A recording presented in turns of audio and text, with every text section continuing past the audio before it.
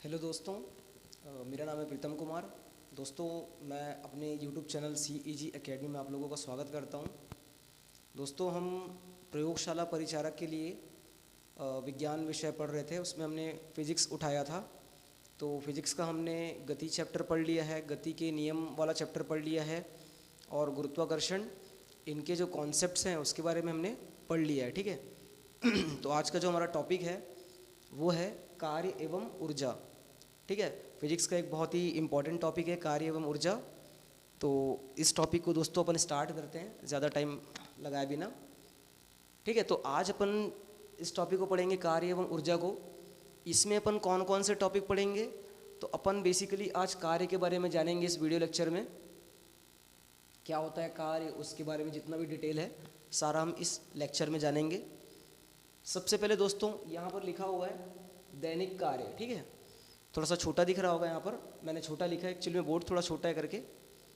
तो दोस्तों दैनिक कार्य के बारे में हम जानते हैं। देखो, सबसे पहला चीज़ है कि हम जो भी काम करते हैं, ठीक है, जैसे मैं बोल रहा हूँ अभी यहाँ पर, है ना, आप सुन रहे हैं, हमको ये लगता है कि ये हम क्या कर रहे हैं, कार्य कर रहे हैं। ठीक है। जैसे और कोई एग्जांपल ले तो आप जैसे कुर्सी को उठाकर कुछ देर, मतलब उठाकर होल्ड करके रखते हो उसको, तो आप क्या थोड़ा देर के बाद ऐसा फील करेंगे कि हाँ मैं थक गया हूँ ऐसे करके ना। लेकिन होता क्या एक्चुअली में, ये मतलब डेली बेसिस पे कार्य, दैनिक कार्य। ठीक है। इसको फिजिक्स में कार्य नहीं बोलते हैं। ठीक है। इसको फिजिक्स में कार्य नहीं बोलते हैं। दैनिक कार्य में और भी बहुत सारे एग्जाम्पल है। जैसे आप कुछ काम करोगे, पढ़ाई कर रहे हो आप, ठीक है, पढ़ाई कर रहे हो, तो वो हो जाएगा आपका मतलब उसको अपन कार्य बोलते हैं ना, कि हाँ कुछ काम कर रहे हो, पढ़ाई कर रहे हो, आपका एग्ज़ाम है तो आप बहुत पढ़ाई कर रहे हो, तो ये क्या है, कार्य, दैनिक कार्य कहलाता है। ठीक है। इसको फिजिक्स की भाषा में कार्य नहीं बोलते हैं। फिजिक्स की भाषा में कार्य किसको बोलते हैं, उसको बोलेंगे भौतिक कार्य बोलेंगे। ठीक है। फिजिक्स यानी कि भौतिक, भौतिक कार्य बोलेंगे। तो दोस्तों भौतिक कार्य के बारे में हम बात करेंगे। दैनिक कार्य होता है जिसको हम कार्य नहीं समझते फिजिक्स की भाषा में। ठीक है। तो एक भौतिक कार्य कब होगा दोस्तों, तो सबसे पहला चीज़ है कि कोई एक वस्तु है। ठीक है। कोई एक वस्तु है, मान के चलो ये कोई एक वस्तु है ना, ये कोई वस्तु है। ठीक है। इस वस्तु पर अपन क्या करते हैं दोस्तों, बल लगाते हैं। अपन ने बल वाले चैप्टर में बल के बारे में बहुत अच्छे तरीके से पढ़ाई की है।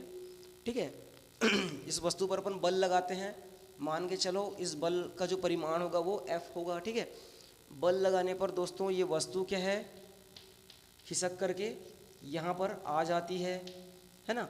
वस्तु यहाँ पर से खिसक करके यहाँ पर आ गई, तो इसमें इसने चला, कितना दूर चला, ठीक है, इतना इसने डिस्टेंस चला। ठीक है। डिस्प्लेसमेंट चला, एक्चुअली में इसको डिस्प्लेसमेंट बोलते हैं, विस्थापन बोलते हैं हिंदी में। तो इतना फोर्स हमने यहाँ पर इस वस्तु पर लगाया, उसने यहाँ से लेके यहाँ तक विस्थापन किया। ठीक है। तो भौतिकी में जो कार्य होता है उसको ऐसे परिभाषित करते हैं कि बल, यानी कि कार्य बराबर क्या होगा, कार्य को दोस्तों, कार्य बराबर क्या होगा, तो कार्य बराबर होगा दोस्तों बल इनटू बल की दिशा में। ठीक है। इस बल की दिशा में विस्थापन, बल की दिशा में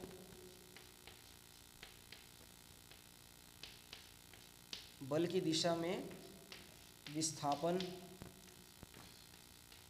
इसको हम लोग बोलते हैं भौतिक कार्य या फिर कार्य। ठीक है। कार्य को दोस्तों अपन W से शो करते हैं, है ना, और बल जो होता है उसको हमने F यानी कि फोर्स से शो किया। कार्य मतलब वर्क। ठीक है। उसको W से शो कर रहे हैं, और बल F4, उसको अपन फोर्स को F से शो करेंगे, विस्थापन को अपन S से शो करेंगे। तो जो किया गया कार्य होता है दोस्तों वो बल गुणित बल की दिशा में विस्थापन, इसको बोलते हैं किया गया कार्य। इसी को बोलते हैं भौतिकी में कार्य। ठीक है। अब दोस्तों ये जो कार्य, अच्छा इसका हम लोग क्या करते हैं, इसका मात्रक सबसे पहले पता करते हैं कि मात्रक कौन सा है। तो देखो हम लोग को पता है कि बल का जो मात्रक होता है वो क्या होता है, न्यूटन होता है। अपन ने बल वाले चैप्टर में बहुत अच्छे से इसको मतलब जाने हैं। ठीक है। गति के नियम वाले चैप्टर में बल के बारे में बहुत अच्छे से हमने पढ़ा है। बल का जो मात्रक होता है वो न्यूटन होता है। विस्थापन होता है, उसका मात्रक क्या होगा, मीटर होता है। ठीक है। ऐसा ही मात्रक की मैं बात कर रहा हूँ यहाँ पर, तो ऐसा ही मात्रक होता है, CG मात्रक होता है ना, तो मैं ऐसा ही मात्रक की बात कर रहा हूँ। बल का जो मात्रक होगा वो न्यूटन, विस्थापन का जो मात्रक होता है वो मीटर होता है। ठीक है। इस तरह से कार्य का जो मात्रक हो जाएगा, फिलहाल के यहाँ पर क्या हो जाएगा, तो न्यूटन मीटर हो जाएगा दोस्तों। ठीक है, न्यूटन मीटर। और इसी न्यूटन मीटर को हम लोग बोलते हैं जूल, ठीक है, इसी को बोलते हैं हम लोग जूल। तो किया गया जो कार्य है उसका जो मात्रक होता है वो होता है जूल। और एक जूल बराबर क्या होता है, न्यूटन इनटू मीटर होता है। हम ये जो बल का जो मात्रक है वो हम लोग किस पद्धति में निकाल रहे हैं, तो SI पद्धति में हम लोग बल का मात्रक निकाल रहे हैं, ठीक है। SI पद्धति में हम लोग बल का कार्य का मात्रक निकाल रहे हैं जो कि होता है जूल, ठीक है। और एक जूल बराबर कितना होगा, तो 1 न्यूटन मीटर होगा। यहाँ पर से 1 जूल बराबर 1 न्यूटन मीटर होगा, जो कि SI पद्धति में बल कार्य का मात्रक है। इसके बाद दोस्तों इसी कार्य का CGS पद्धति में मात्रक क्या होगा, तो बल का CGS पद्धति में मात्रक क्या होता है, बल का CGS पद्धति में मात्रक क्या होता है, बल का CGS पद्धति में मात्रक होता है डाइन, ठीक है, जिसको अपन कैपिटल D से शो करते हैं, डाइन, है ना। और विस्थापन का CGS पद्धति में मात्रक क्या होगा दोस्तों, तो इसका होता है सेंटीमीटर, ठीक है, सेंटीमीटर, यानी कि डाइन इंटू सेंटीमीटर, जिसको हम लोग बोलते हैं अर्ग, ठीक है। ये डाइन इंटू सेंटीमीटर होगा अर्ग, और जो क्या होता है कार्य का मात्रक होता है, इसको हम लोग अर्ग बोलते हैं, ठीक है, इसको हम लोग अर्ग बोलते हैं। और ये होता है कार्य का मात्रक, ठीक है। कार्य का SI पद्धति में मात्रक क्या होगा, तो जूल होता है, ठीक है। बल का SI पद्धति में मात्रक न्यूटन है और विस्थापन का SI पद्धति में मात्रक मीटर है, ठीक है। तो न्यूटन इंटू मीटर यानी कि न्यूटन गुणा मीटर बराबर क्या हो जाएगा, जूल, यानी कि 1 जूल बराबर होगा 1 न्यूटन मीटर, ठीक है। CGS पद्धति में इसी कार्य का मात्रक अर्ग है, जो कि बराबर होगा डाइन इंटू सेंटीमीटर के, क्योंकि डाइन जो होता है वो बल का मात्रक होता है और विस्थापन का जो मात्रक होगा वो सेंटीमीटर होगा। तो यहाँ से अपन एक और कर सकते हैं कि एक अर्ग बराबर क्या होगा, एक अर्ग बराबर क्या होगा, एक डाइन सेंटीमीटर होगा, ठीक है। तो ये कार्य का मात्रक हो गया दोस्तों, ठीक है, कार्य का मात्रक हो गया। अच्छा, इसमें हम लोग एक संबंध और जान लेते हैं दोस्तों कि 1 जूल बराबर कितना अर्ग होता है, ठीक है। रिलेशन आता है यहाँ पर से एक जूल बराबर कितना अर्ग होता है, तो 10 की पावर 7 अर्ग होता है, 10 की पावर 7 अर्ग होता है, ठीक है। एक डाइन बराबर कितना होगा दोस्तों, एक न्यूटन बराबर कितना होगा, तो 1 न्यूटन बराबर होता है 10 की पावर 5, 10 की पावर 5 डाइन होता है। दोस्तों ये रिलेशन है जो एग्ज़ाम में सीधा सीधा पूछ सकता है कि 1 जूल बराबर कितना अर्ग होगा, कि एक न्यूटन बराबर कितना डाइन होगा, ठीक है, सीधा सीधा इसमें रिलेशन पूछ सकता है, ठीक है। तो ये हमारा भौतिक कार्य था, हमने कार्य के बारे में जाना।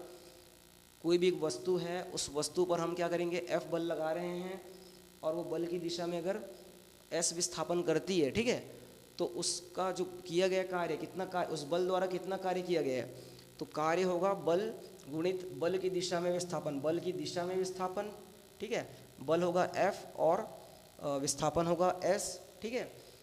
अब उसके बाद कार्य का SI पद्धति मात्रक जूल होता है, इसी कार्य का CGS पद्धति मात्रक अर्ग होता है, ठीक है, ये चीज़ें।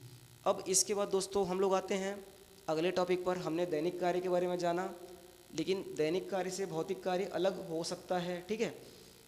अगर दोस्तों इसी से अपन एग्जाम्पल समझते हैं, अगर मान के चलो वस्तु को अपन ने यहाँ से यहाँ तक विस्थापित किया, ठीक है। अगर ऐसा मैं कहूँ कि अगर हम बल लगा रहे हैं किसी दीवार के ऊपर अगर मैं बल लगाऊं, तो क्या वो मतलब मेरे द्वारा किया गया कार्य माना जाएगा वो? तो अगर मैं किसी दीवार के ऊपर बल लगाता हूं, तो मैं कितना भी ताकत लगा लूं, अपना कितना ही बल लगा लूं, दीवार हिलने वाला नहीं है, ठीक है, उसमें कोई भी विस्थापन होगा नहीं।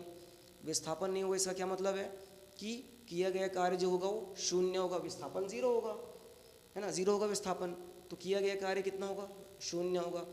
वैसे ही कोई बहुत बड़ा पत्थर है, ठीक है, उसको आप क्या करते हो, बहुत ताकत लगाते हो, बहुत फोर्स लगाते हो, बहुत बल लगाते हो उस पर। अब वो पत्थर जो है वो हिल नहीं रहा है, मतलब वो विस्थापन कहाँ से होगा, वो तो हिल ही नहीं रहा है वहाँ पर, है ना। तो अब उसमें विस्थापन नहीं हो रहा है, तो इसका मतलब क्या है, वहाँ पर भी किया गया जो कार्य है वो ज़ीरो है, ठीक है। लेकिन अगर उसको आप दैनिक कार्य की भाषा में बात करोगे, तो मैं दीवार को अगर 1 घंटे तक बल लगा रहा हूँ, हालांकि वो हिल नहीं रहा है, लेकिन 1 घंटे में तो मैं थक गया ना, तो मैं क्या बोलूँगा कि मैंने बहुत कार्य किया, बहुत मेहनत किया, ठीक है, इसी को बोलते हैं दैनिक कार्य, है ना, कि ऐसा कुछ काम कर रहे हो जिसका मतलब जिसको फिजिक्स की भाषा में कार्य नहीं बोल रहे हैं। वैसे ही पत्थर को, चट्टान को आप क्या कर रहे हो, हिलाने का प्रयास कर रहे हो, है ना, वो हिल ही नहीं रहा है, बहुत बड़ा चट्टान है, ठीक है, तो आपको लग रहा है कि 1 घंटे के बाद आप थक गए हो, बहुत काम किए हो, थक गए हो, ऐसा करके ना, लेकिन भौतिक में उसको कार्य नहीं माना जाता जब तक कि विस्थापन न हो, ठीक है। ये चीज़ें क्लियर हुई दोस्तों, दैनिक कार्य और भौतिक कार्य। आगे बढ़ते हैं। तो अगला जो हमारा पॉइंट है वो ये प्लस मतलब धनात्मक कार्य और ऋणात्मक कार्य, धनात्मक कार्य और ऋणात्मक कार्य। चलो इसी एग्जांपल से समझते हैं। सबसे पहला चीज़ दोस्तों, यहाँ पर जो वस्तु थी उस पर हमने F बल लगाया था, ठीक है, वो वस्तु F बल लगाए, उसके बाद वो क्या हुआ, यहाँ पर आके वो रुक गई, ठीक है, तो उसमें विस्थापन S हुआ। अच्छा ये चीज़ बताओ दोस्तों, जब वस्तु को अपन ज़मीन में, है ना, या फिर ऐसे किसी सतह पर अपन, है ना, उसको फिसलाते हैं, ठीक है, तो क्या होता है, फिसलाएंगे तो यहाँ पर क्या लगेगा, घर्षण बल लगेगा, है ना, घर्षण बल लगेगा। तो घर्षण बल दोस्तों किस दिशा में लगेगा, आप वस्तु को अगर इस दिशा में धक्का दे रहे हो तो घर्षण बल उसके अपोजिट डायरेक्शन में लगता है। इस दिशा में अगर आप वस्तु को बल दे रहे हो तो घर्षण बल उसके अपोजिट डायरेक्शन में लगता है, यानी कि अपोजिट डायरेक्शन में उसका घर्षण बल लगेगा। इसको मैं स्मॉल एफ से शो करता हूँ, स्मॉल एफ से, ठीक है, घर्षण बल लग रहा है। आपने वस्तु को इस डायरेक्शन में बल लगाया, घर्षण बल जमीन पर इस दिशा में लगेगा, ठीक है।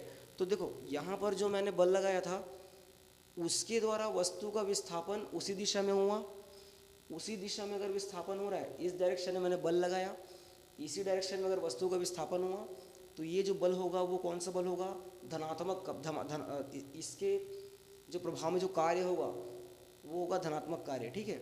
मैंने जो कार्य किया वो धनात्मक किया, क्योंकि मैंने जिस दिशा में बल लगाया वस्तु उसी दिशा में विस्थापित हुई है, ठीक है, उसी दिशा में उसका डिस्प्लेसमेंट हुआ है, ठीक है।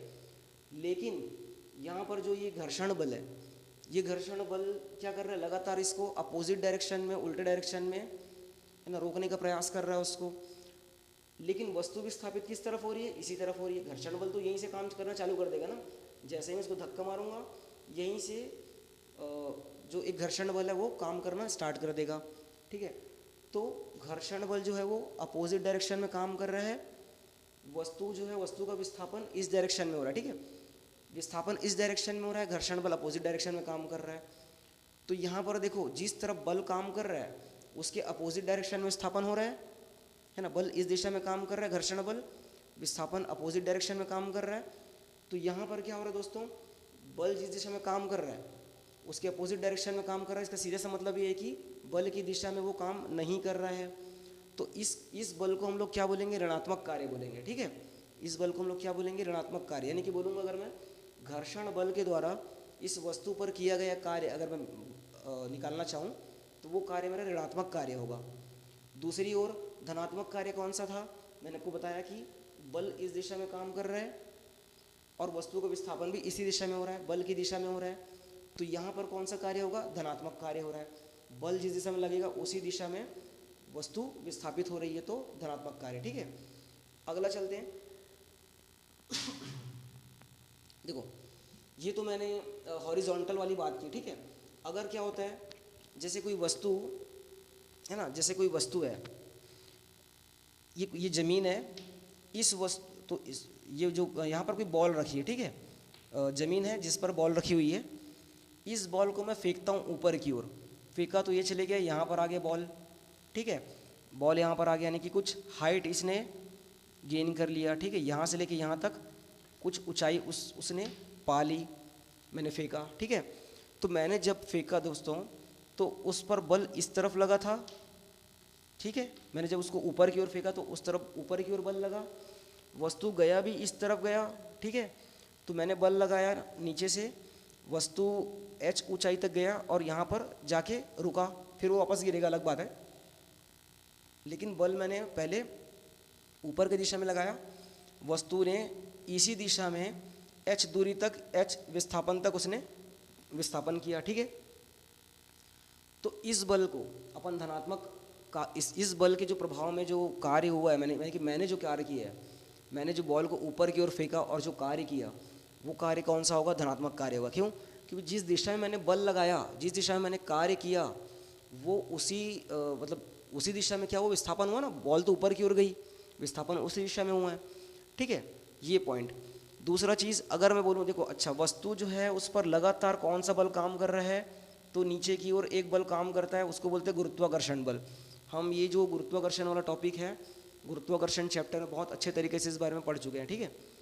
तो इस वस्तु पर लगातार गुरुत्वाकर्षण बल काम कर रहा है। गुरुत्वाकर्षण बल का मान कितना होता है, m/g होता है, ठीक है, m/g। m जो होता है वस्तु का द्रव्यमान होगा, और g जो होता है वो गुरुत्वीय त्वरण होता है, ठीक है। इस बारे में हम गुरुत्वाकर्षण चैप्टर में पढ़ चुके हैं। तो वस्तु के ऊपर लगातार ये काम कर रहा है, m/g यानी कि गुरुत्वाकर्षण बल काम कर रहा है। ये यहाँ पर भी कर रहा था वो, ठीक है। तो इस बल के कारण, गुरुत्वाकर्षण बल के कारण वस्तु, इस बल के कारण जो किया गया कार्य है वो कितना होगा, तो गुरुत्वाकर्षण बल लगातार नीचे की ओर काम कर रहा है, लेकिन वस्तु यहाँ पर थी, इस टाइम भी गुरुत्वाकर्षण बल नीचे की ओर काम कर रहा था। यहाँ से वस्तु ऊपर की ओर उठी, ऊपर की ओर उठी, यानी कि उसका विस्थापन किस दिशा में हो रहा है, इस दिशा में हो रहा है। बल किस दिशा में लग रहा है, इस दिशा में लग रहा है, ठीक है। तो ये वाला जो बल, ये वाला जो इस मतलब गुरुत्वाकर्षण बल के द्वारा जो किया गया कार्य है वो आपका ऋणात्मक कार्य होगा। क्यों, क्योंकि जिस दिशा में बल लग रहा है, गुरुत्वाकर्षण बल लग रहा है, उसके अपोजिट डायरेक्शन में क्या, उल्टे डायरेक्शन में क्या हो रहा है, विस्थापन हो रहा है, ठीक है। तो यहाँ पर इसको ऋणात्मक कार्य बोलेंगे। सीधी सी बात है दोस्तों, जिस दिशा में बल लगेगा उसी दिशा में अगर विस्थापन हो रहा है तो वो धनात्मक कार्य होगा, और जिस दिशा में बल लग रहा है उसके अपोजिट डायरेक्शन में अगर विस्थापन हो रहा है तो वो ऋणात्मक कार्य होगा। इस कंडीशन में हमने क्या देखा था कि मैंने जिस डायरेक्शन में बल लगाया वस्तु उसी दिशा में विस्थापित हुई, तो ये कौन सा कार्य हो गया, धनात्मक कार्य हुआ। घर्षण बल इस दिशा में लग रहा है, वस्तु स्थापित इस तरफ हो रही है, तो ये अपोजिट डायरेक्शन हो गया, इसलिए इसको ऋणात्मक कार्य बोलेंगे। यहाँ पर क्या है, जिस दिशा में मैंने बल लगाया वस्तु उसी दिशा में विस्थापित हुई, तो इसको अपन क्या बोलेंगे, धनात्मक कार्य बोलेंगे। गुरुत्वाकर्षण प्रभाव से बल जो है वो नीचे लग रहा है, वस्तु विस्थापित ऊपर की ओर रही, दोनों का डायरेक्शन अपोजिट हो गया, इसलिए इसको ऋणात्मक कार्य बोलेंगे, ठीक है। तो ये हो गया दोस्तों धनात्मक कार्य और ऋणात्मक कार्य के बारे में, ठीक है। अच्छा, कार्य जो होता है दोस्तों वो क्या होता है, तो कार्य एक सदिश राशि है कि अदिश राशि है, तो इस बारे में जानना जरूरी है। देखो यहाँ पर सदिश राशि, अदिश राशि से क्वेश्चन, ऑब्जेक्टिव क्वेश्चन आसानी से बन जाता है। मतलब जैसे 3-4 आपको भौतिक राशि दे दी जाएगी, इनमें से पूछेगा कि कौन सी सदिश राशि कौन सी अदिश राशि, ऐसा पूछ देता है। कार्य एकदम मतलब हाईलाइटेड टॉपिक है ना, हाईलाइटेड पॉइंट है जहाँ पर वो पूछता है कि ये सदिश है कि अदिश राशि है। तो कार्य दोस्तों अदिश राशि होता है, ठीक है, कार्य अदिश राशि है। इसका कारण क्या होता है दोस्तों, बल जो होता है वो सदिश राशि होता है, हम पढ़ चुके हैं पिछले क्लास में। विस्थापन जो होगा वो सदिश राशि है, और जब भी सदिश राशि और सदिश राशि का गुणन होता है, गुणनफल होता है, तो हमेशा एक अदिश राशि हमको प्राप्त होता है।